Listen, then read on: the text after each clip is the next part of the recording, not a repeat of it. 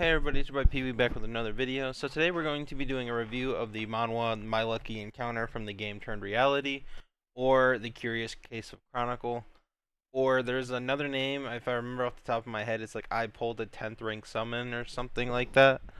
But basically the synopsis to the story is our main character. He grows up in a world called Rondell, if and it's basically like a fantasy world, magic. It's at a point in time where it's called the Age of Magic. But essentially, they have like teleportation gates. They have like non-human species. They have human species, all living in this civilization. And despite being like highly developed with magic and like more modern, it still has like the feudal system with like kings and nobles. There's kingdoms. There's empires. I'm pretty sure this continent has like the continent of Rondo has like 4 countries and like 20 kingdoms slash empires. But our main character, basically, he's born into the Lawrence family. Um, and the whole premise of this, the reason why it's called My Lucky Encounter is because in the virtual world, because there's a normal human rondel where it's basically the reality, and then there's also a virtual world slash game that our main character logs into. He plays it, he levels up, and he's able to let's see where it is. So like yeah, in a virtual world, you have like the goblins with like health bars and stuff, and basically he's able to like kill them and whatnot. And as he levels up in the game, he's able to use these skills that he acquires in real life. Um, and basically the whole thing is, there was this legendary archmage.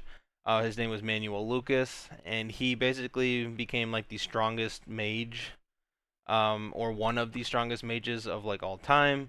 And his inheritance, he basically left for people to find on their own. If you look at the comments here, see like the One Piece is real. It's kind of like the whole One Piece scenario with like the legacies. And so our main character ends up stumbling upon it in the virtual world, and from then on he levels up, acquires skills that the legendary Archmaid had, and becomes powerful. Now our main character, his life, so to say, at the age of 7, he was, someone tried to assassinate him. It was his like stepmother and like his half brother because basically, as a kid, he was a genius. He basically learned anything that they put in front of him. He was smart. He was confident. He was basically, his normal self, like a genius and like that genius personality where, they're confident, they're arrogant type thing. That's who our main character was until he was poisoned and he almost died. After that, he became like the waste or like the trash of the family. He completely 180'd. Um, until he basically acquires this um, legacy and starts to getting these skills and becomes powerful. The main way he got powerful though is because he summoned a supporter.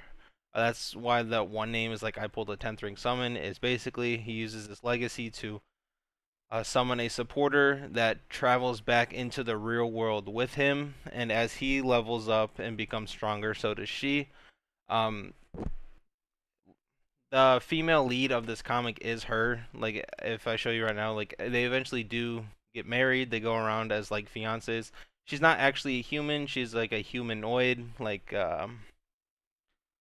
it's kind of like a homunculus type thing. But despite not supposedly supposed to have feelings, like she does. And as an example of that, when like they're talking about like she pouts here, and like when he's like, "Aren't you going to propose?" and he's like, "No, why would I?" and like you can see like the sad face and stuff.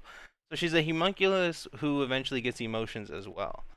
But our main character, once he gets this legacy, he starts basically he becomes powerful. He becomes basically rich, and he starts basically paying back the revenge of all the people who treated him horribly over the years. Eventually, he grows his forces, he levels up in the game to level up his skills. I think I made it to like chapter 80 or so. As of then, he's like a 8 circle archmage, which Manuel Lucas, who's like the strongest, was only a ninth circle. So that's basically like he's almost to the pinnacle, but he really is just.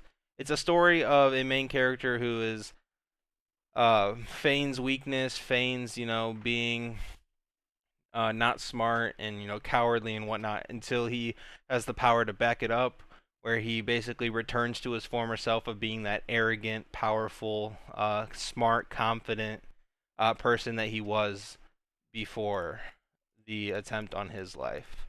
I will say the art does change a lot. See if I can show you here. Our main character basically scroll down.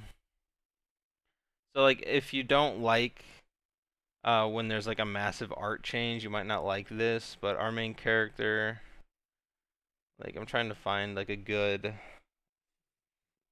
representation of it. So like here, like this is what he looks like at first, and then eventually, like this is what he looks like. Um, where's it at? Like this, like you can tell like the art changes slightly. It's not like a massive change to where it like completely affects the story.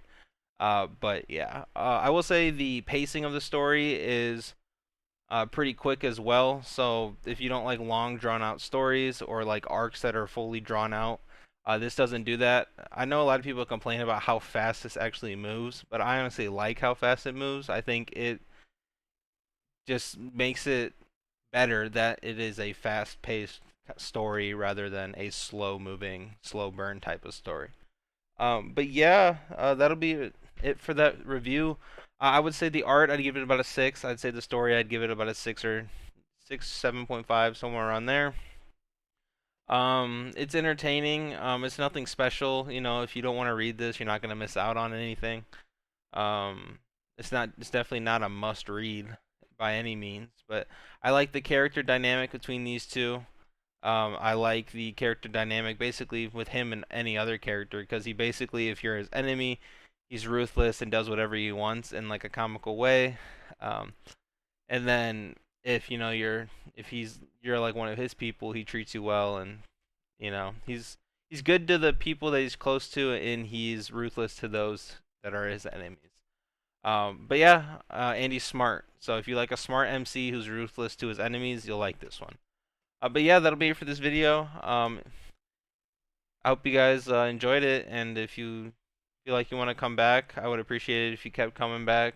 If you help me grow my channel, leave a like, subscribe, leave a comment down below. If there's anything you'd like me to review, let me know, and I'll get on it. And I hope you guys keep coming back and help me grow. See you guys in the next one. Peace.